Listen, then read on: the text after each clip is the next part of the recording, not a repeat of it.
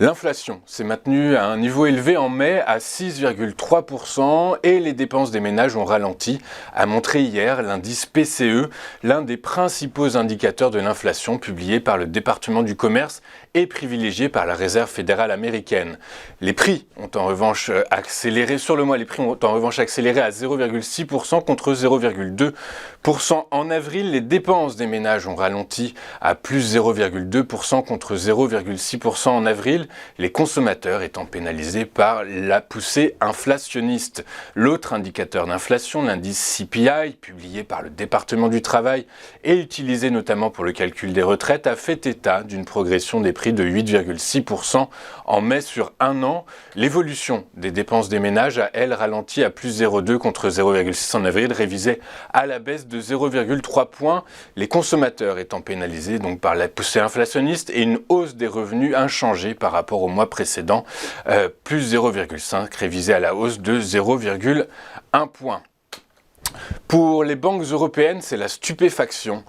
Nous allons proposer de demander aux banques de recalculer leur trajectoire de fonds propres dans un scénario plus sombre en incluant potentiellement un embargo sur le gaz ou un scénario sécessionniste et d'utiliser cela dans le processus d'approbation de leur projet de distribution à l'avenir, a déclaré hier Andrea Enria, le patron de la supervision bancaire dans la zone euro, lors d'une audition au Parlement européen.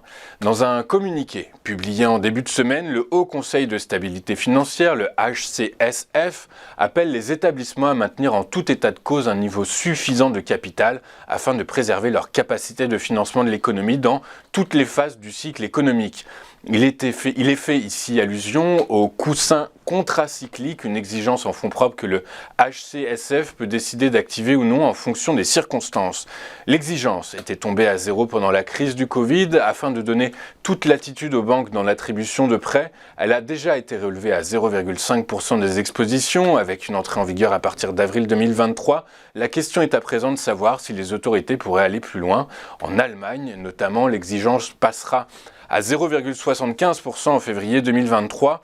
Pour l'heure, malgré un niveau de risque élevé, le HCSF a décidé de conserver le taux de coussin à 0,5%, écrivait-il en début de semaine, mais il avertit déjà qu'il réexaminera cette décision lors de sa séance de septembre prochain. Le groupe d'énergie allemand Uniper est en grande difficulté après les baisses de livraison de gaz vers l'Europe décidées par Moscou et a donc annoncé mercredi avoir entamé des discussions pour bénéficier d'un plan de sauvetage gouvernemental. Plusieurs options sont sur la table comme des garanties publiques sur des prêts, des prises de participation de l'État ou bien encore des crédits directs de la banque publique KfW, indique le groupe. Le groupe a par ailleurs retiré ses prévisions de bénéfices pour l'année en cours, refusant de donner de nouvelles perspectives. Les difficultés de ce poids lourd du secteur sont directement liées aux baisses drastiques de livraison de gaz russe ces dernières semaines. Le groupe y est particulièrement sensible car 54% des volumes qu'il achète viennent de Russie. Sur ce quota, l'énergéticien ne reçoit plus que 40% des flux qu'il a déjà promis à ses clients et selon les analystes de Citi, le coût de cette opération de substitution ferait perdre à Uniper 30 millions d'euros par jour, soit près d'1 milliard d'euros par mois.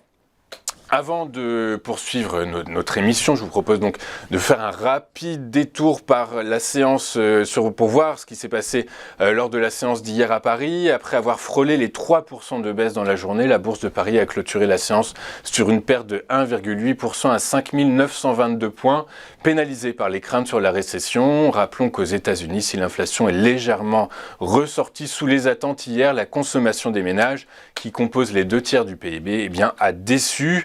Toute la côte parisienne a donc fini la journée dans le rouge. Parmi les principales baisses, nous retrouvons les utilities qui ont cédé 3,8%, les matériaux de base ont baissé de 2,98%, les financières ont fini en repli de 2,65%, la tech a lâché 2,61% et la santé a fini la journée en abandonnant 2,02%. Dans le détail, notons qu'Alstom fait le plus gros gadin en pliant de 8,13%, suivent Trigano avec un repli de 7,89%, Vallourec avec une baisse de 6,33% et la Société Générale qui a abandonné 6,28%.